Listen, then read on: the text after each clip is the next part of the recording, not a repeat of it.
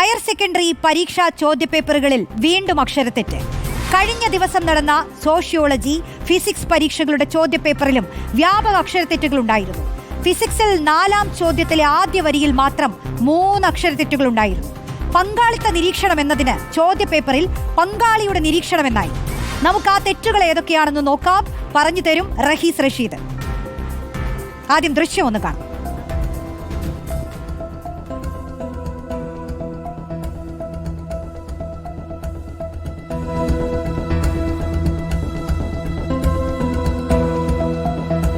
ും ഓരോ ചോദ്യപേപ്പറിലെ ചോദ്യങ്ങളിൽ പോലും അക്ഷരത്തെറ്റുകളുണ്ട്. ആ അക്ഷരത്തെറ്റുകൾ അടങ്ങിയ ചോദ്യപേപ്പറുകളാണ്. പ്രത്യേകിച്ച് ആ മഞ്ഞ നിറത്തിൽ അടയാളപ്പെടുത്തിയ ഭാഗത്തേക്ക് നോക്കിയാൽ തന്നെ അതിലെ പല വാക്കുകളിലും അക്ഷരത്തെറ്റ് കാണാൻ കഴിയും നിങ്ങൾക്ക്. നമുക്ക് എന്തായാലും ഈ അക്ഷരത്തെറ്റുകളൊക്കെ ഇത് എങ്ങനെ സംഭവിക്കുന്നു എന്ന് തന്നെ അറിയണം. നമുക്ക് നമ്മുടെ പ്രതിനിധി റിപ്പോർട്ടർ റഹീസ് റഷീദാണ് ചേരുന്നത്.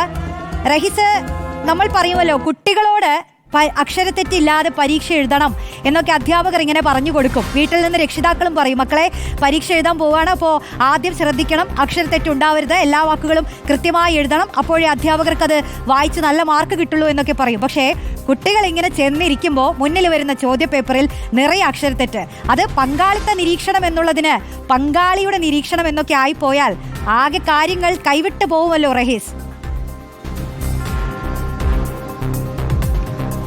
റോഷ്നി പറഞ്ഞതിൻ്റെ ചുരുക്കം പറഞ്ഞാൽ ആശാനൊന്ന് പിഴച്ചാൽ എന്നതാണ് ഇവിടെ സംഭവിച്ചിരിക്കുന്നത്. അത് ശിഷ്യർക്കെത്ര പിഴച്ചിട്ടുണ്ടോ എന്ന് പരീക്ഷാ മൂല്യനിർണ്ണയം നടത്തുമ്പോൾ മാത്രമേ മനസ്സിലാക്കാൻ സാധിക്കൂ.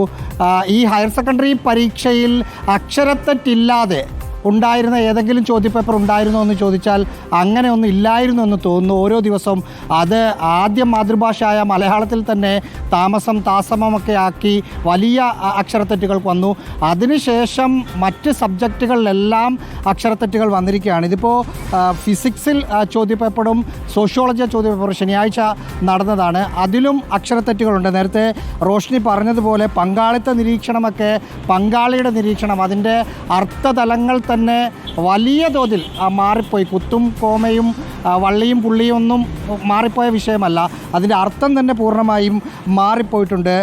ശാസ്ത്രജ്ഞൻ എന്നത് ശാസ്ത്രജ്ഞനായി എന്നതാണ് അതിനകത്ത് എഴുതി വച്ചിരിക്കുന്നത്.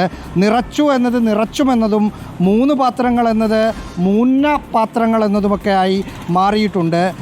ആ തരത്തിൽ നിരവധി ചോദ്യങ്ങൾ ഈ തരത്തിൽ കുറേ അധികം ചെറിയ ചെറിയ അക്ഷരത്തെറ്റുകൾ വള്ളിയും പുള്ളിയും മാറിപ്പോയത് ഇതിനകത്ത് കുറേ ഉണ്ട് താനും. ഇതുമായി ബന്ധപ്പെട്ട വാർത്തകൾ വന്നു തുടങ്ങിയപ്പോൾ വിദ്യാഭ്യാസ മന്ത്രി ഈ വിഷയത്തിൽ ഇടപെട്ടിരുന്നു. പൊതുവിദ്യാഭ്യാസ ഡയറക്ടർ എസ് ഷാനവാസിനോട് ഒരാഴ്ചക്കകം ഇതുമായി ബന്ധപ്പെട്ട ഒരു റിപ്പോർട്ട് സമർപ്പിക്കാൻ മന്ത്രി പറഞ്ഞു. മന്ത്രിയുടെ ഓഫീസിൽ നിന്ന് കഴിഞ്ഞ ദിവസം ലഭിച്ച വാർത്താക്കുറിപ്പ് അനുസരിച്ച് വിദ്യാർത്ഥികൾക്ക് ഈ ചോദ്യങ്ങൾ ബുദ്ധിമുട്ടാണ് എന്ന് പൊതുവിദ്യാഭ്യാസ ഡയറക്ടറുടെ റിപ്പോർട്ടിലുണ്ടെങ്കിൽ മൂല്യനിർണ്ണയത്തിൽ ചില വിട്ടുവീഴ്ചകൾ ചെയ്യാനുള്ള ആലോചന വിദ്യാഭ്യാസ വകുപ്പ് നടത്തുന്നുണ്ട് എന്ന് മനസ്സിലാക്കുന്നു. ചില കുട്ടികൾക്ക് ഇത് തിരിഞ്ഞിട്ടുണ്ടാവില്ല.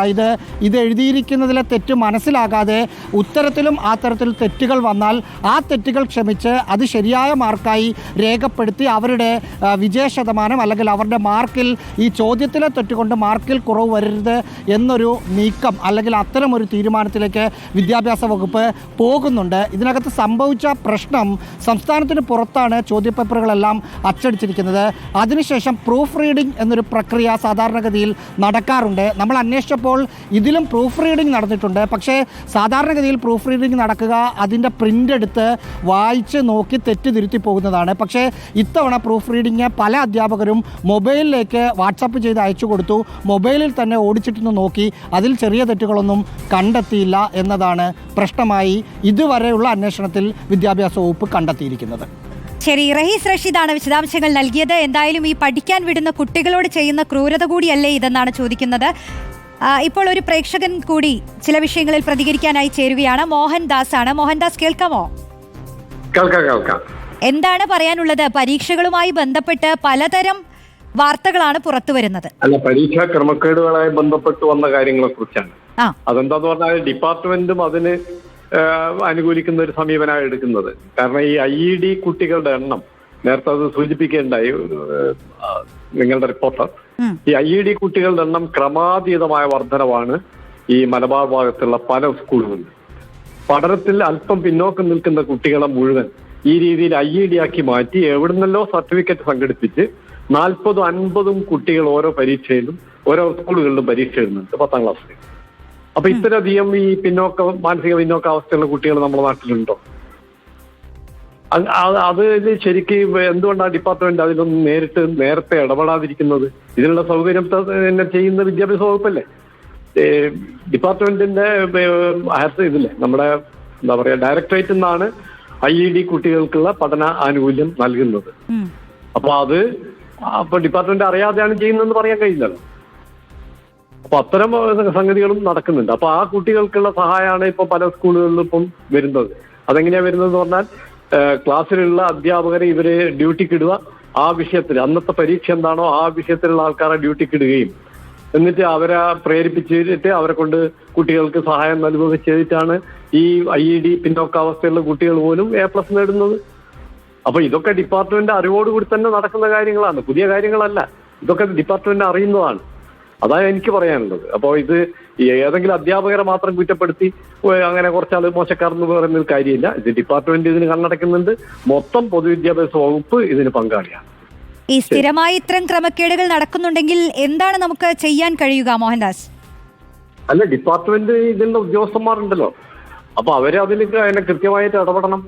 ഈ പറഞ്ഞ പോലെ IED യാതൊരു മാനദണ്ഡവും ഇല്ലാതെ കുട്ടികൾക്ക് മുഴുവൻ ഇങ്ങനെ എവിടെന്നെങ്കിലും വ്യാജ സർട്ടിഫിക്കറ്റ് കൊണ്ടുവന്നിട്ട് IED ആക്കി പരീക്ഷ എഴുതുന്ന സമ്പ്രദായം അവസാനിപ്പിക്കണം.